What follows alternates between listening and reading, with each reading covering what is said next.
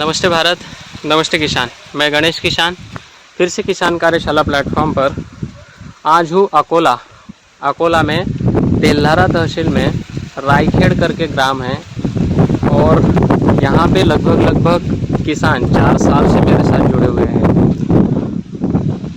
यहाँ पे जो अंदर दिख रहा है यहाँ पे CKG9 का बनाना प्लांटेशन किया गया है। उसके बाजू में ये जो बनाना प्लांटेशन किया गया है ये पूरा अपना किसान कार्यशाला गणेश किसान के गाइडलाइन में चला है और इस साल काफ़ी अच्छा बेनिफिट मिला। पेड़ देखकर ही आपको समझ में आ रहा होगा कि क्या क्वालिटी और क्या शाइनिंग रही होगी। आइए किसान से ही समझते हैं। अभी इस क्षेत्र में रटून नहीं रखते हैं, मतलब पीलबाग नहीं रखते हैं, लेकिन किसान का ये मानना है कि पहला मैंने आपके साथ में काम किया हुआ है तो दूसरा भी मैं आपसे ही सलाह लूँगा और सेकंड मैं रखूँगा। कोई नहीं रखता है तो मैं रखूँगा, इसके लिए आपका मार्गदर्शन मुझे चाहिए। तो आइए, कई सारे किसान मित्र आए हुए हैं। ये केला कंद खेती भी अपने ही गाइडलाइन में है, उसके आगे जो केला लगा हुआ है उसमें भी अपने ही गाइडलाइन में है। वहाँ के किसान भी आए हुए हैं, उनको केले के बंच के ऊपर स्प्रे करने के बाद क्या रिज़ल्ट मिला वो थोड़ा सा उनकी भाषा में भी समझेंगे। ये अभी लगभग केला कटिंग होके काफ़ी दिन हो चुके हैं, काफ़ी मतलब कि 1 महीना लगभग हो चुका है और आज के डेट में ये पीलबाग का मैनेजमेंट पूछ रहे हैं।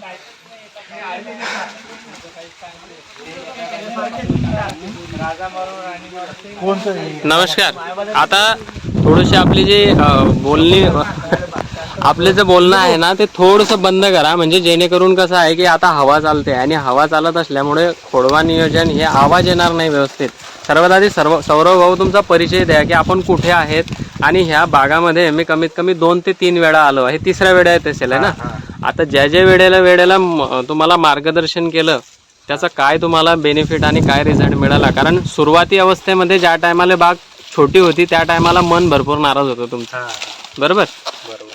तर नंतर आता खोडं बघूनच लक्षात येईल शेतकऱ्यांच्या की यील्ड कशी आलेली आहे, बरोबर? यावर्षी रेट होता न होता, पैसे झाले न झाले त्या गोष्टी नंतरच्या आहेत, पण झाडं रिपेअर झाले किंवा नाही झाले हे तुम्ही तुमच्या याच्यामध्ये सांगा। तुमचं आधी ॲड्रेस सांगा, कुठे आहेत आपण? सौरभ विजय नेमाडे, राहणार रायखेड, तेल्हारा तालुका, जिल्हा अकोला। ओके, आता याच्यामध्ये रटून मॅनेजमेंट आपल्याला करायची आहे, म्हणजे पीलबाग ठेवायचा आहे, बरोबर? शक्यतोवर आपल्या ह्या भागामध्ये पीलबाग कोणी ठेवत नाही, पण आपला हा जो प्रयोग आहे की आपल्याला पीलबाग ठेवायचा आहे। पीलबाग घेतलेले आहे तिथं, असं नाही आहे की पीलबाग घेत नाहीत, परंतु आपण याच्यामध्ये पीलबाग घेतल्यानंतर याचं पूर्ण जे नियोजन कसं करायचं, काय करायचं हे। आता हा जो लांब आहे प्रत्येक ठिकाणी पिलांची संख्या आणि साईज भरपूर मोठी झालेली आहे, बरोबर? आता जर का तुम्ही सुरुवाती अवस्थेला जेव्हा तुम्ही मला 2 महिन्या आधी विचारलं होतं की मला पिलबाग ठेवायचा आहे तर पिल सोडून देऊ का, विचारणा केली होती मी। त्यावेळेस काय सांगितलं, पिलं कापूच नका, पिलं सोडलेले आहेत आपले, पण त्याच्यानंतर पिलं कापले गेलेले आहेत। आता हे एवढे जे पिलं आहेत याच्या बाजूला, बरोबर? आता हे कटिंग जेवढे झालेले पिलं आहे त्यांना कट करून टाकायचं। आता हा जो आहे हा डॉटर आला तुमचा, याला ठेवायचं। याला एकच वेळेला कापलेला आहे, याला का ठेवायचं? आता याच्यामध्ये 2 आहेत, हे हा पण आहे आणि हा पण आहे, पण ह्या साईजचे लगभग मी तुमचा पूर्ण प्लॉट बघितला, त्याला बोट लागते, दिसत असेल ते बोट। ह्या साईजचे लगभग सगळ्या बागेमध्ये प्रत्येक झाडाजवळ ही साईज आपल्याला भेटेलच। ही साईज भेटेल किंवा न भेटेल याच्यात मला निसंकोच, म्हणजे याच्यात शंका आहे, म्हणून याला मी कट करून टाकायचं, ठीक आहे? म्हणजे हा ठेवला गेला पाहिजे। आता याच्यामध्ये करायचं काय, आता हे बघा याच्यामध्ये पण हे एवढं पिलं आहेत, मग याच्यामध्ये आता कोणतं ठेवणार? आता हे कट करून घ्यायचे।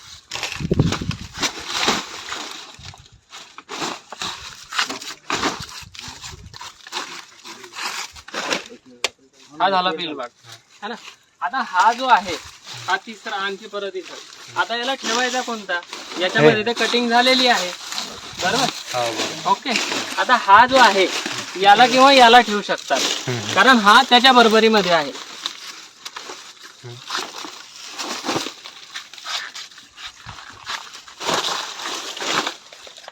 आणि नंतर दादा मग हा डॉक्टर आहे काय?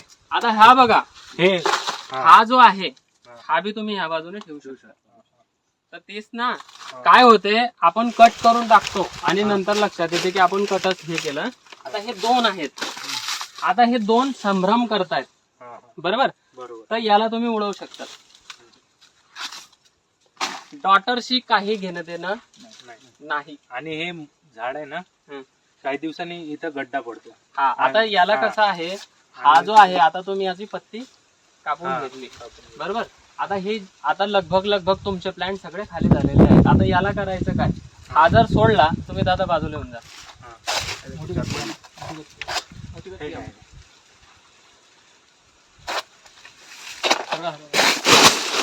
हे ह्या हाईटला कट करून टाकायचे सगळे.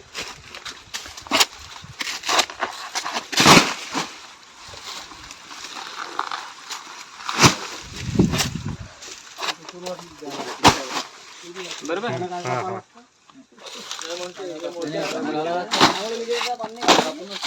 आता हे बघा, या ठिकाणी आता ठेवायचं कोणतं, बरोबर. या ठिकाणी ठेवायचं कोणतं. आता ह्या ठिकाणी हा लांब इकडनं ठेवू शकतात, याला ठेवू शकतात, कारण त्याची हाईट भेटत नाही आणि ही जी हाईट भेटली हे 2 वेळा कट झालेलं आहे, बरोबर. आता याला इकडच्या बाजूने का ठेवायचं आहे, तर तिकडून जागा जास्त भेटून नाही, इकडून जास्त जागा भेटून नाही. आणि ड्रिप पण आपल्या दोन या बाजूने आहे, या बाजूने, बरोबर.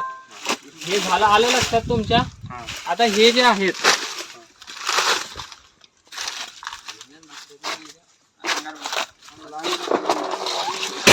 सवय याची मला,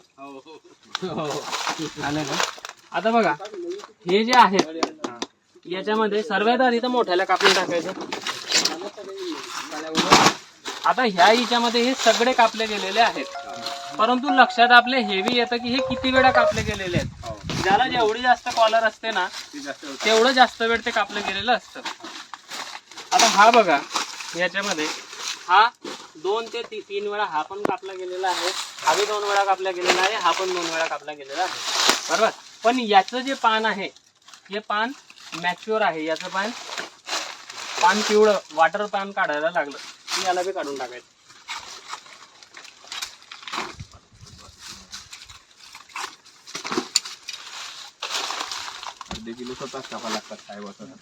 आणि हे कट केले की हे हे बघा, हे असे आहे.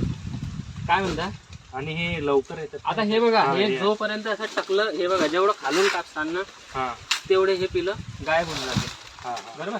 आता हा असा पिलबॉग आपण जर ठेवला तर याच्यामध्ये इल्ड पुढच्या वर्षी तुम्हाला ओळखता येणार नाही की हे 9ची आहे तर कशाची आहे. आता याच्यामध्ये ठेवत असताना याला ठेवायचं. काही जणांचं म्हणणं असं आहे की बा कुठे ठेवायला नाही परवडत. का बरं परवडत? ते म्हणतात की त्याचे रेटमध्ये फरक पडतो आणि पेढं थोडे हे काही जे नाही याच्यामध्ये होईल काय मी सांगतो तुम्हाला. आता हे जर तुम्ही ठेवलं, हे इथं करायचं काय, ज्या वेळेस तुम्हाला पाऊस गेला किंवा सगळ्या गोष्टी झाल्या, ही पूर्ण साफसफाई झाली तुमची की याच्यामध्ये छोटा ट्रॅक्टर चालवून घ्यायचा, कल्टिवेटर चालवायचं, म्हणजे माती फुटरी होऊन जाईल. माती फुटरी झाली की याला थोडी थोडी माती लावून घ्यायची. काका म्हणतात परवडत नाही पडवा, म्हणजे ते का परवडत नाही, ते पडायचं प्रमाण नाही याला पडायचं प्रमाण येणार नाही तुम्हाला. पडायचं प्रमाण याच्या बाजूला जे असतात त्याला जास्त असते. दुसरी गोष्ट, हे जे खोळं हे जे खोळ आहेत ना, हे खोळं हे आता काय होईल, हे दिवाळीपर्यंत हे खाली चालले जाते, तोपर्यंत तुमचा खोळवा इथं राहील, बरोबर. आता हे खाली गेले रे गेले, तिथं गड्डा पडायच्या आधीच मी काय सांगितलं तुम्हाला, ट्रॅक्टर चालू आहे, ही माती इथं टाकून द्यायची, म्हणजे तो जो गड्डा आहे तो मातीने भरला गेला की याला काहीच फरक पडत नाही. आता हे खोळं करत असताना गड्याला हे खांद्यावर घ्यायला लावायचं.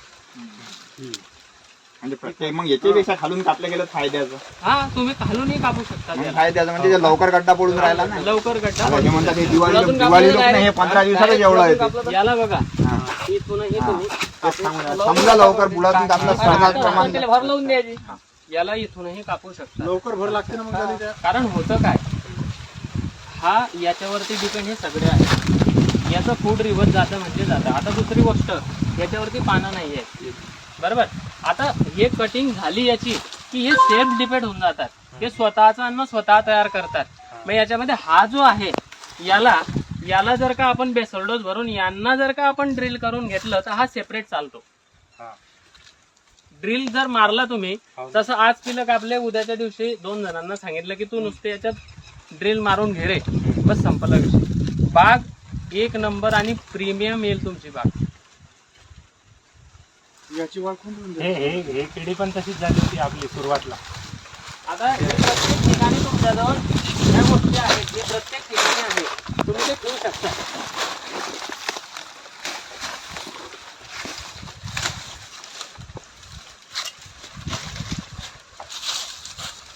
हे डॉटर झालं, हे याला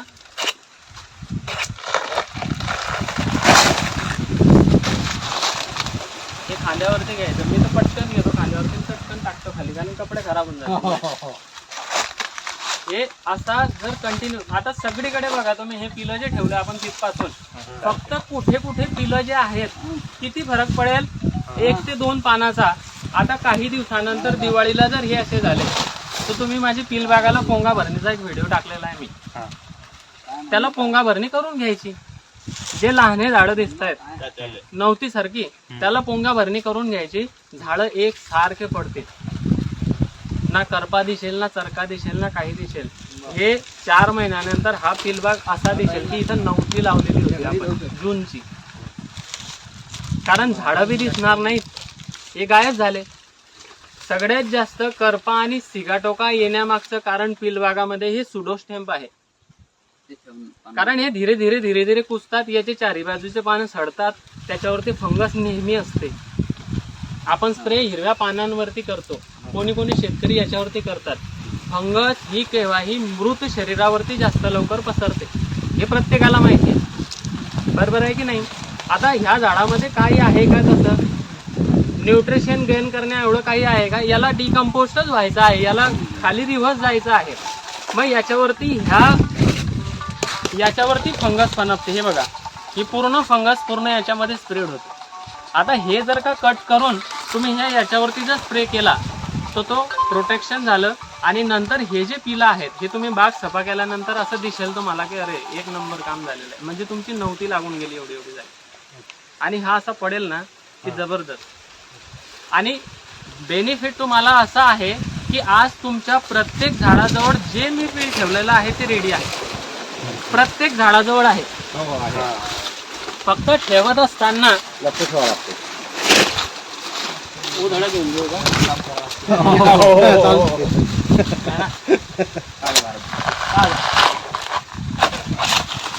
हे असं असलं पाहिजे. हे झालं, हे पिल बागच ठेवणं झाला. आता फक्त पिलं होतील काय, मिसमॅच होतील. कोणतं पिल त्या साईडने येईल, कोणतं पिल ह्या साईडने येईल. आता हे पिल आहे, आता यांनी पिलबाग ठेवलेला होता पण तो उन्हाच्या याच्यामुळे गडबड होऊन गेला होता त्यावेळेस.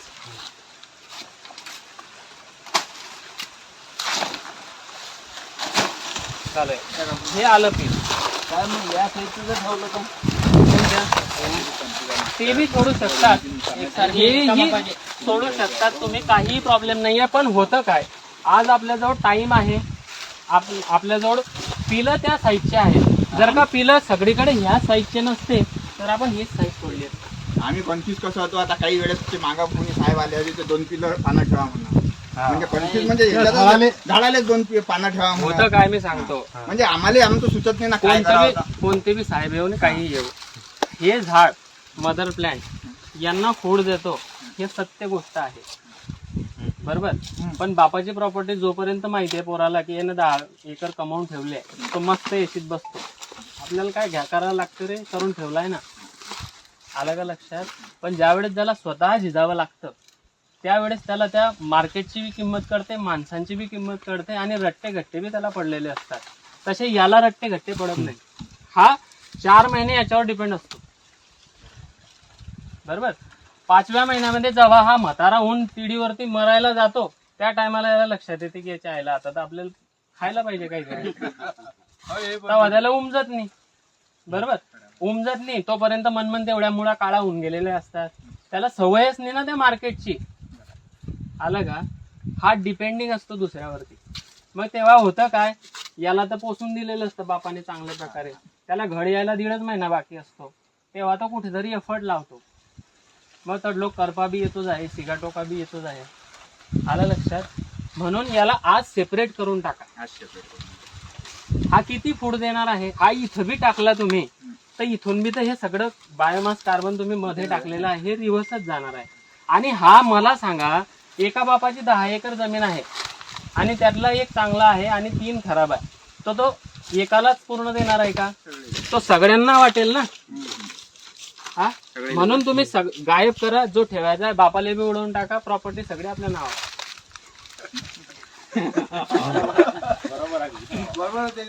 बरोबर आहे की नाही? आणि मी काय सांगितलं, हा तुमचा डॉटर ठेवलेला आहे आता, हा याच्या बाजूचा नाहीये. याच्यामध्ये यील्ड म्हणजे यील्डच येणार. दुसरं, याला असं मी म्हणत नाही की पिलबाग ठेवल्यानंतर काहीच करायची गरज नाही. जे काहीच करायची गरज नाही ना, त्यांनी कधी केळी केली की नाही केली तेच नाही मला माहिती. मी स्पष्ट बोलतो डायरेक्ट. नाही तर बाप दाखवा, नाही तर टकलं करा. बरोबर आहे की नाही? विनाकारण शेतकऱ्यांना किंवा विनाकारण ज्या गोष्टीला आपण हे केलेल्या नाहीयेत, प्रॅक्टिकल नाही आहेत आपल्याजवळ, ते सांगून उपयोग नाही. नाही तर ह्याच प्लॉट मध्ये 15 तास तसे ठेवा, बाकीचे तास असे ठेवा, नाही तर 15 तास असे ठेवा, बाकीचे तास तुम्हाला जो सांगतो त्या हिशोबाने ठेवा. प्रॅक्टिकल करणारे आपणच आहे ना शेतकरी, दुसरं कोण करणार आहे? बाप मायले देतो, मुलगा पोराला घातो, तर आपणच आपल्या शेतात करा प्रॅक्टिकल. ज्याला ज्याचा चांगला रिझल्ट येईल तो पुढच्या वर्षापासून गणेश सोने हाताने आपल्या शेतात. मी ते केलेलं होतं, ते मला चांगलं आलं. जसं आता तुम्ही मला सांगितलं सर, तुम्ही केला गुरु किंवा ज्याचा स्प्रे सांगितला त्याचे रिझल्ट मला चांगले आले. बरोबर आहे की नाही? 1000 लोकांना आपण सांगतो, तिच्यातले काही 10% करतात, त्यांना रिझल्ट मिळतो. म्हणून आल्यानंतर ते आपल्या सोबतच राहतात. 2 घंटे 4 घंटे आपण जोपर्यंत आहे, ह्या अशा गोष्टी आहेत. त्याला रिटर्न आता 2 पानं आणि ते सोडायचे केव्हा, हे फार महत्वाचं गणित आहे. ज्या वेळेला उन्हाळ्यामध्ये आपण पिलबाग ठेवतो, जसं मार्च एप्रिल मे मध्ये ज्या वेळेला फुल उन्हाळा असतो आणि भयंकर गरम लाटा चालतात, त्या टायमाला जर पिलबाग असला आपला ठेवायचा विचार, त्या टायमाला याची पानच उतरवायची नाही. कारण का, उष्णता पूर्ण या झाडावरती येते. आता याला सक्षम आहे ह्या वातावरणामध्ये सर्व्हायव्हल होण्यासाठी, हा कॅपेबल आहे. ते 3 महिने एकही झाडाचं पान कापायचं नाही आहे, त्या स्थितीमध्ये त्याला ठेवायचं. ज्या दिवशी 2 पाऊस चांगले पडले, 3ऱ्या पावसाच्या वेळेस सगळं मम्मी पप्पा काय आहे ते सगळं काढून खाली फेकून द्यायचं, भावले एकटा उभा राहू द्या. कारण का, त्याला त्या वातावरणामध्ये सर्व्हायव्हल होण्यासाठी. आता याला गरज नाहीये. तुम्ही जशी बाग चेक करणार अशी तशी परत बघा, ही केळीची झाडं जे आहेत हे पटापट पडतील. हे असे पडतील की आज काही उद्या काही तर परवाच्या दिवशी काही. आता अजून हवा लागत नाहीये. आता ह्या एवढाच भाग बघा, नुसते हे 5-6 खोडं मी चेक केल्यानंतर किती हा इथं स्पेस निर्माण झाला. आता दुसरी गोष्ट कशी की, हा सुडोस्टेम जो आहे याला सुडोस्टेम म्हणतात मदर प्लांटचा. सुडोस्टेमला जर का तुम्ही इथं कापून फेकून दिला, आता याला रिव्हर्स जायला 1.5-2 महिना लागेल. हा न्यूट्रिशन अप ते रिव्हर्स करेल, काही प्रॉब्लेम नाही, परंतु हा डिपेंड राहील तोपर्यंत त्याच्यापर्यंत. कारण हा कंद त्याच्या बाजूला लागलेल्या जी गाठ असते त्यालाच कनेक्टिव्हिटी मध्ये असतो. तुम्ही जर का याची बिजवाई काढली तर 4 शेपट्या निघतील फक्त त्याला, त्या बी लांब लांब बोटासारख्या. त्याला फिडर रूट नसते, त्याला रनर रूट असतात. याला बिजवाई काढायला गेले ना तुम्ही, तर त्याला फिडर रूट कधीच नसणार, त्याला रनर रूट असतात, लांब लांब असतात, सोपट्याची सोपटं निघतात. आपण त्याला तासून बिजवाई लावतो ना, त्याला रनर रूट नसतात. रनर रूट केव्हा येतात त्याला, हे ज्यावेळेस पूर्ण डिकम्पोज होतं, हे पूर्ण संपत त्या टायमाला त्याला बारीक बारीक रूट दिसतात. आता हे कापलं ना तुम्ही, याला एक 5-7-8-10 दिवस असं जाणवेल की आपल्याला काहीतरी फिडिंग कमी होते.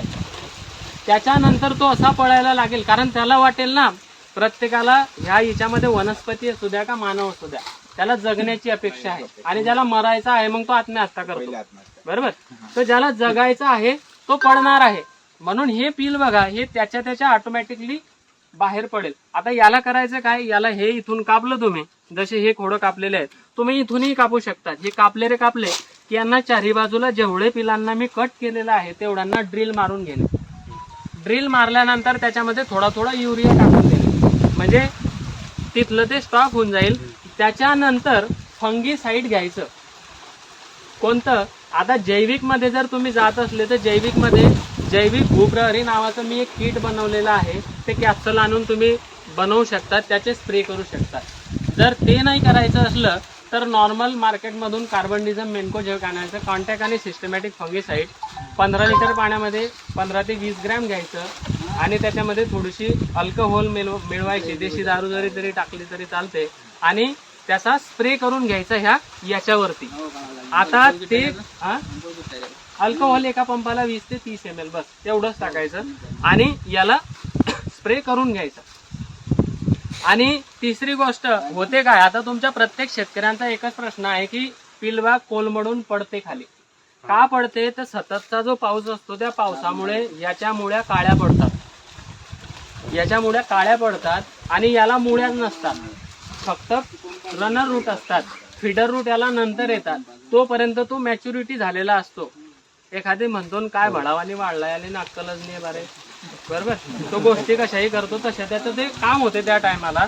आतापासून हा काय करेल, फीडर रूट पण येतील आणि रनर रूट पण येतील याला, म्हणजे हा मॅच्युअर प्लांट होईल. आणि मॅच्युअर प्लांट झाला तर याच्यापेक्षा नक्कीच हा दीडीने उत्पादन द्यायला पाहिजे, एवढं माझी गॅरंटी आहे. दीडीने.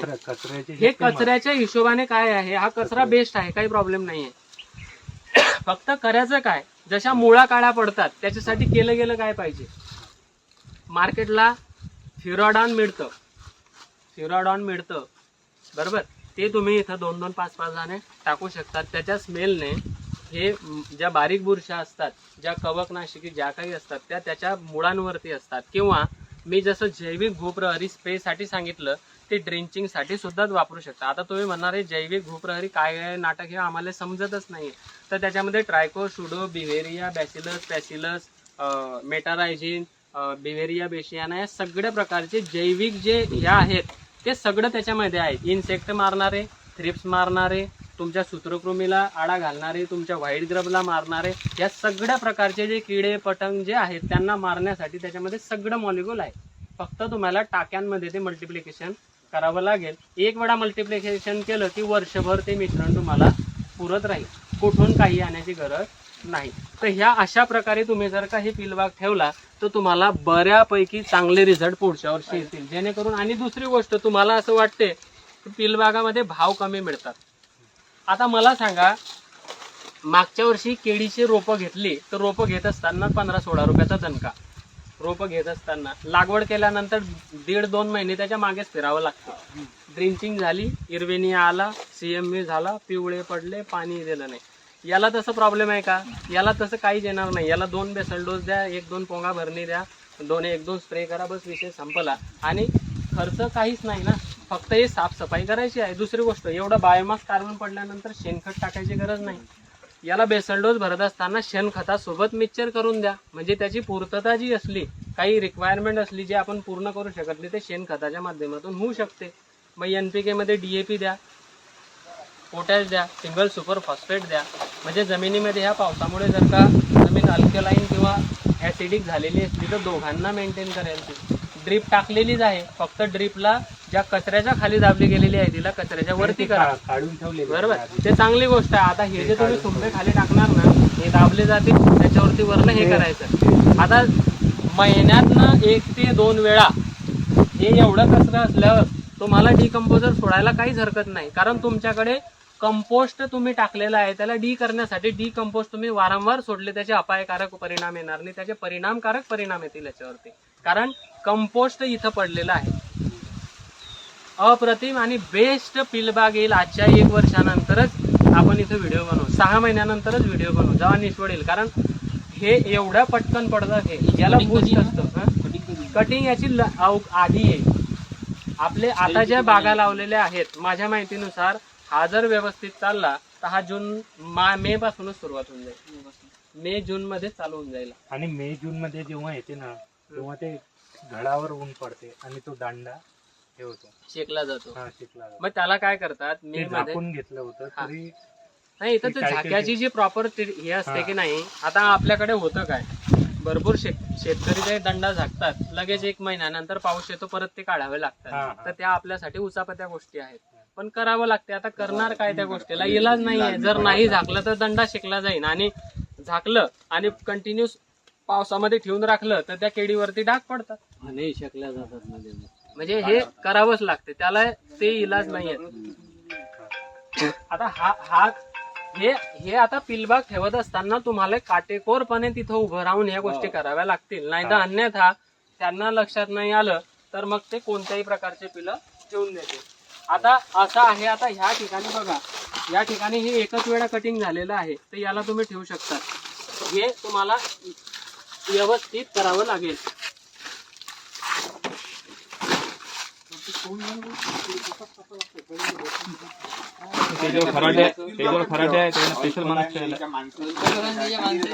हे आले बरोबर आता सेम दिसतं साईज. एक काही दिवसानंतर तुम्हाला हे व्यवस्थित दिसेल. आणि हे जे आहे ना,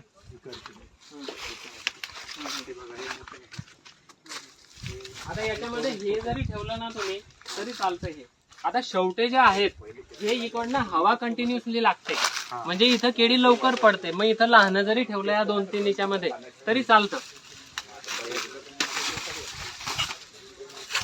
बरोबर.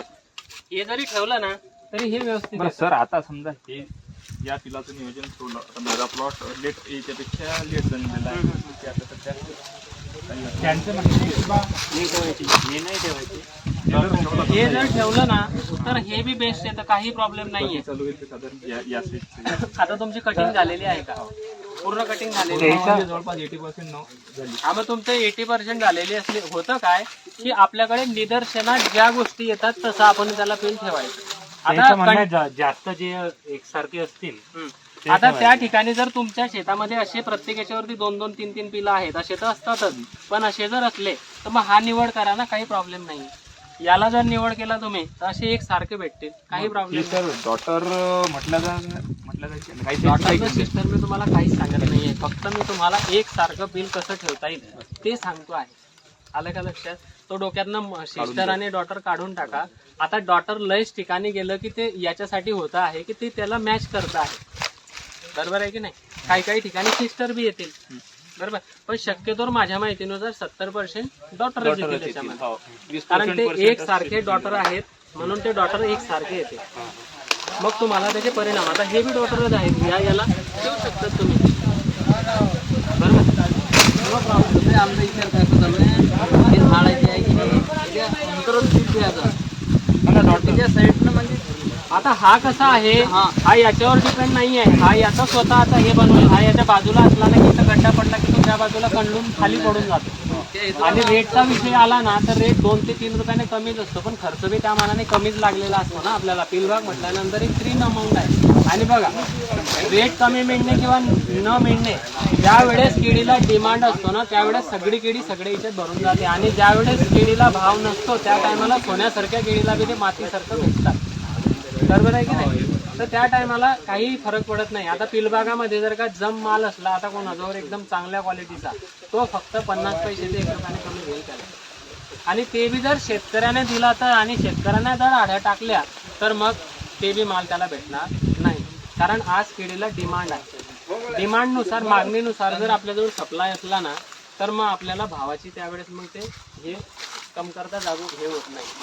आमच्याकडे एक्सपोर्ट क्वालिटीचे माल उन्हाळ्यामध्ये, एप्रिलमध्ये, मार्चमध्ये असे डोळ्यासमोर पडून गेले खाली. 5 रुपये 6 रुपये कोणी कापायला नेत नव्हतं. तर तो एक वेळ काळ असतो. आणि आज चोचा आलेला बी मालाला 16 रुपये भाव आहे, जो की तुम्ही वापसीमध्ये बी तुमच्याकडे लोक म्हणत की नाही रे हा चालत नाही, तो बी माल 16 रुपये होऊन जात आहे ना. आहे का बहुधा 15 कॅरेट तुमच्याकडे कापून घेऊन जातो मी, नाही तर ते 15 कॅरेटला तुम्हाला त्याला शोधावं लागत होतं. आज केळीला डिमांड आहे. आता हे इकडे तिकडे बी झालं तरी चालेल, पण हे एवढं साफ झाल्यानंतर वापसा कंडिशन आली की मध्ये थोडासा रोटावेटर चालवून घ्या, म्हणजे माती फुडरी झाली की थोडं तुम्ही तिथं माती टाकू शकता. आणि हे मग नंतर ड्रीप कशी टाकायची? ड्रीप याच्यावरती टाका, कचऱ्यावरती. पण हे रोप जे काय होतं, मॉइश्चर जो आहे ना ज्या दिवशी बघा कंटिन्युअसली आज आहे इथं जर का पाणी देताय तुम्ही तर याला मावशी इथंच आहे ना. आता याला ज्या वेळेस पाण्याची आवश्यकता भासेल तो बरोबर त्याचा अनालिसिस करून त्याचं काम करतो.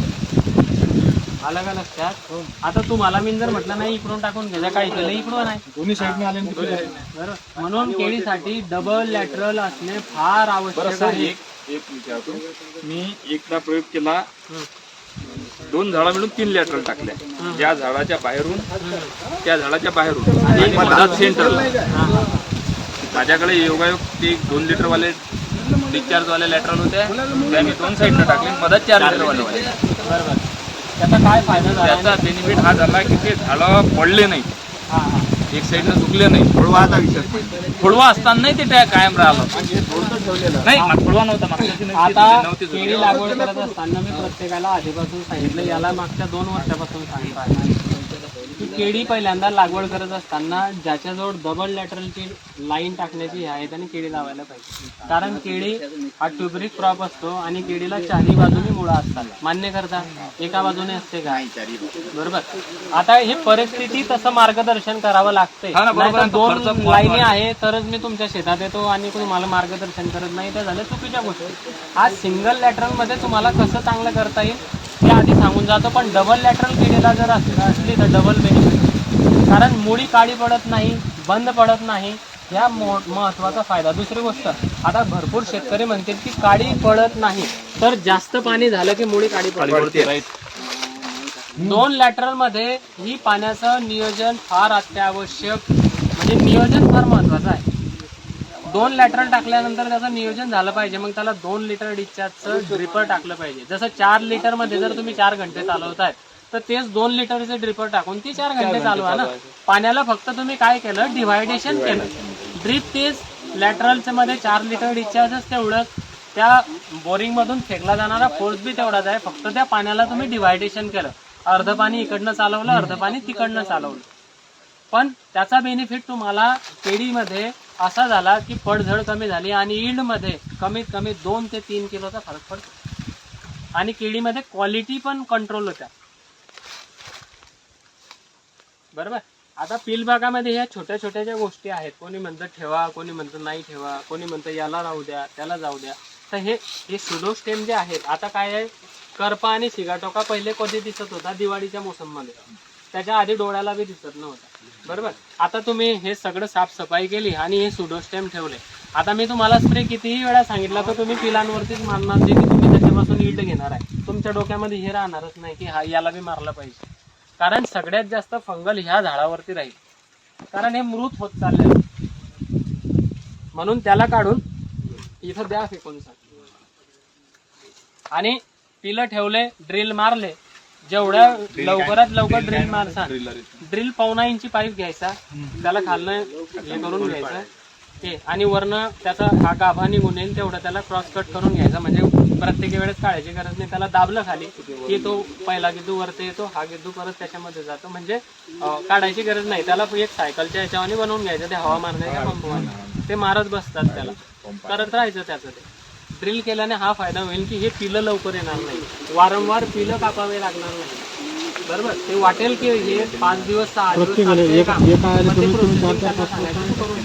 आता बारीक पिलांना करत असताना करायचं काय हा जो ड्रिल आहे हा बरोबर ह्या सेंटरला ठेवायचा. नाही तर हा ड्रिल मारून जर चुकून इकडे तिरपा गेला आणि हा सेंटर जर का राहून गेला तर परत त्याच्यातनं पील येतं अर्ध. हा मरत नाही लवकर. केळी असं पीक आहे की लवकर तो बरोबर त्या सेंटरला गेला पाहिजे. सेंटरला म्हणजे त्याच्या खालचा जो ट्युबरिक क्रॉप असतो तो ट्युबर असतो ना तिथपर्यंत पोहोचला पाहिजे तर त्याला मजा येते. आता खालून पिलं कापून घेतल्यानंतर ते होतं काही काही वरच्यावर ते नख्या मारतात. आता मी ज्या कंडिशनला जशी पिलं कापले ना कटिंगच्या वरते काटूच द्यायचं नाही. खालून पिलं कापून घ्या म्हणा. खालून पिलं कापले की ड्रिल मारून घ्यायचं. म्हणजे हा बेस्ट मधला बेस्ट उभा राहील.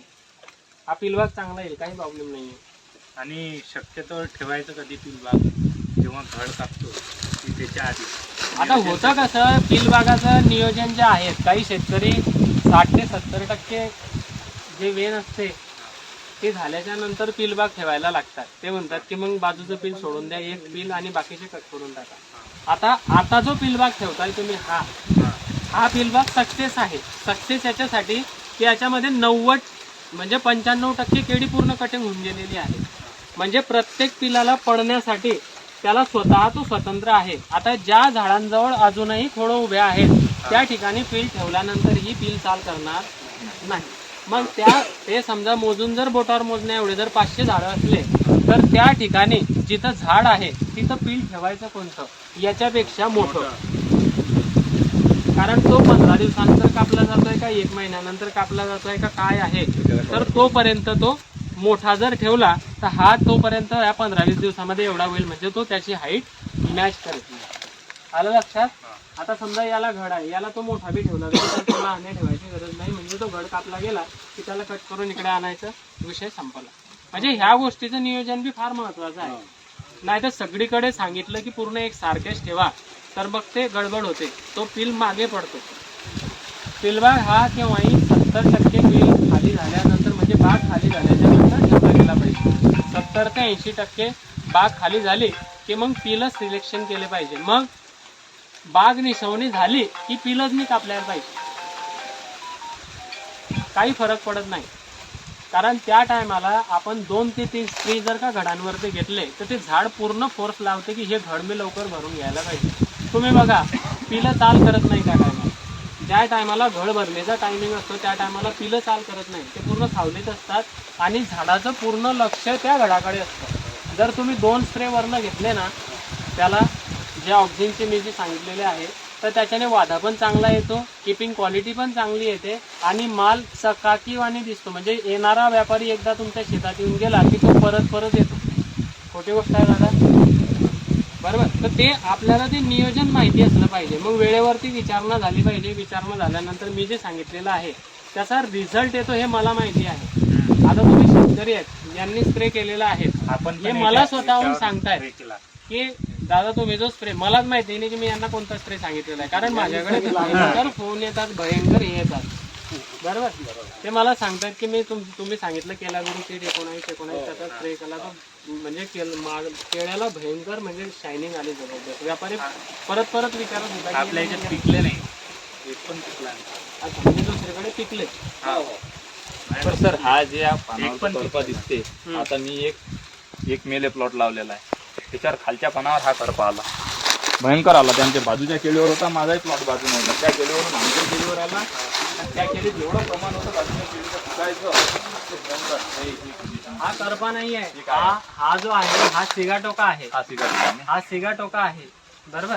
हा स्प्रेड होतो. म्हणून तर मी तुम्हाला सांगितलं ना की आता हे जे झाडं आहेत याला कट करून फेकून द्यायचे, याला याची पण काही आवश्यकता नाही आहे, या झाडाची आवश्यकता नाही आहे.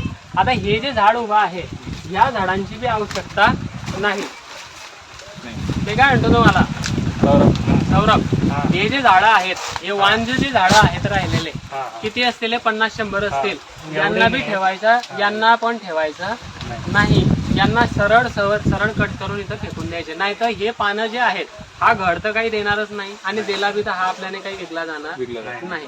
त्याच्यापेक्षा याला करायचे काय, याला कट करायचं आणि याला खाली फेकून द्यायचं. म्हणजे जेणेकरून याचं जे पील आहे ते चांगलं येईल. नाही तर हा करपा सिगाटोका हा कंटिन्युअसली या पानांवरती राहील. मला ह्याच्यातल्या छोट्या पानांवर आता त्याच्यावर UPLचं साफ वगैरे त्याचा स्प्रे घेऊन घ्याले, कार्बन डिझाइन मेल्कोजेबचा एक स्प्रे त्याचा स्प्रे घेऊन घ्याल त्याच्यासोबत. हे झाडं ठेवायचे नाही. आता ज्यांच्यावरती घड आहेत ते पैसे देणारे आहेत म्हणून त्यांच्याजवळ 10-15 दिवस 20 दिवस त्याला राहू द्यायचे. त्याचे घड कापले की त्याला बी कापून त्याच टायमाला खाली फेकून द्यायचं. म्हणजे रान पूर्ण साफ दिसलं पाहिजे. ते तुम्हाला विचारलं होतं ना ते करतासाठी ते नेटिव्ह आणि ते वापरलं त्यांनी, चांगले रिझल्ट. नेटिव्ह आणि सुपर कॉम्प्युटर आणि म्हणजे जवळपास थांबला थांबूनच जातो. आता आलं पिलबाग ठेवता येईल व्यवस्थित, काही प्रॉब्लेम नाही आहे. प्रत्येक झाडाजवळ ते पिलं आहेत तसे पिलं ठेवायचे. त्याला व्यवस्थित एखादी बेसल डोस भरून घ्यायचं. त्याच्यापासून गड्डा खंदून जरी भरला तरी चालतो. ज्या झाडा जिथं ठेवलेलं आहे त्याच्यापासून एक 5-6 इंचावरती कुदळीने गड्डा खंडायचा, तिथं बेसल डोस भरायचा, माती लोटून द्यायची. म्हणजे नेहमी त्याला तो सतत पुरवठा होत राहील. म्हणजे झाडं पटपट पुढे चालत राहतील. आता जसं हे आहे, याला बी या झाडाला तुम्हाला ठेवायचं आहे. याची ड्रीप आहे ना आपली इकडून असते, बेसल डोस जिथं झाडं ठेवलेली आहेत ना, आपण आता समजा हे झाड ठेवलं, इथं कुदळीचा गड्डा मारायचा, तिच्यात बेसल्लच भरायचा, माती लोटून द्यायची. विषय काय होते मी सांगतो. आता 2.5 ते 3 महिने जमिनीत मॉइश्चर राहणारच. त्या 3 महिन्यामध्ये याच्या रूट डेव्हलपमेंट होऊन गेल्या पाहिजे.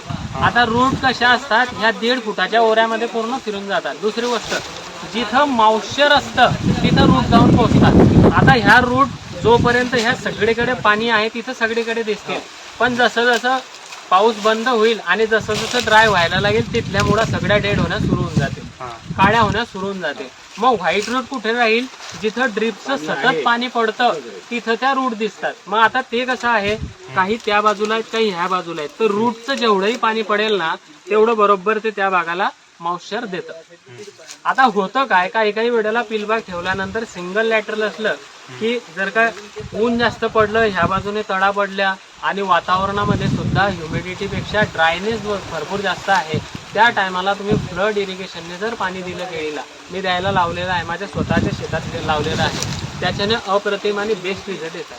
कारण जमिनीमध्ये थंडावा निर्माण होऊन जातो, परंतु त्या थंडाव्यामुळे परत जमिनीमध्ये बॅक्टेरियल आणि फंगल डिसीज येण्याचे 100% चान्स असतात. म्हणून ड्रीपमधून सिस्टमॅटिक आणि कॉन्टॅक्ट या फंगीसाईड आपल्या केलागुरू किटच्या पावडर सोबत सोडून दिलं तर तो तिथल्या तिथं स्टॉप होऊन खतम होतो. म्हणजे एखादी व्यक्तीला जर का आपल्याला दारू पाजून त्याला संध्याकाळपर्यंत निलबी करायचं आहे तर त्याचा आपल्याजवळ फंडा असणं फार महत्वाचं आहे, की 12ला पाजली आणि 5ला उतरवून टाकली, बरोबर. तशातली ती गोष्ट आहे. तर ह्या गोष्टीमध्ये बी तसंच करावं लागेल. आता भरपूर लोक ब्लिचिंग पावडर करतात, तर ब्लिचिंग पावडर टाकल्यानंतर तिला रिलीज करावी लागते, नाही तर ब्लिचिंग पावडर सगळ्यात घातक आहे.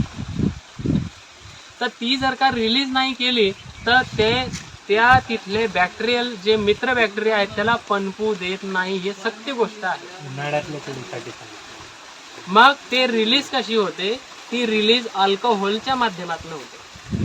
जर तुम्ही गुळ आणि अल्कोहोलची ड्रिंचिंग जर ज्या ब्लिचिंग पावडरच्या ठिकाणी जिथं घेतलेली आहे तिथं परत जर घेतली तर तो ब्लिचिंग पावडरचा रेशो पूर्ण ड्रॉप होऊन जातो. प्लस ब्लिचिंग पावडर हे कॅल्शियमच्या माध्यमातून बनलेली असते, मग त्या केळीला तिथून कॅल्शियम मिळतं. म्हणजे हा फार दूरचे फंडे आहेत हे.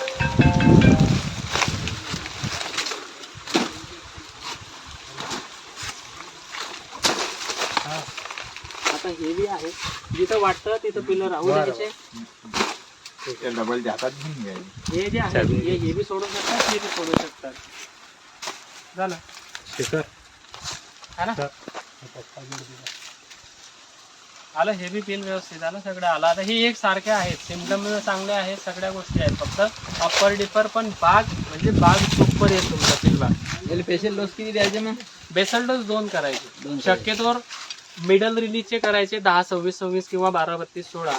डीएपीचा केला तर पहिला, डीएपीचा केला तर सिंगल सूप. आता हे यांचे छोटे शेवट आहे, काही लोकांचे तसे ठेवलेले असतात, ते जे आहेत समजा एवढे मोठे, मग त्याला लहानच ठेवायचं अंतराळ 12-32-16 किंवा 10-26-26 आजारी एक बॅग पोटॅश, त्याच्यानंतर 2 बॅग सिंगल सुपर फॉस्फेट आणि 1 बॅग लिंबोडी पेंट, याच्या 3 पट शेणखत घ्यायचं, दाणेदार मायक्रोन्यूटन 5 किलो, हे सगळं मिश्रण करायचं. 500 ग्रॅम त्याच्यामध्ये केलागुरू किटचे ते पावडर जे येते ते मिक्सर करून टाकायचे, त्याला कालवायचं.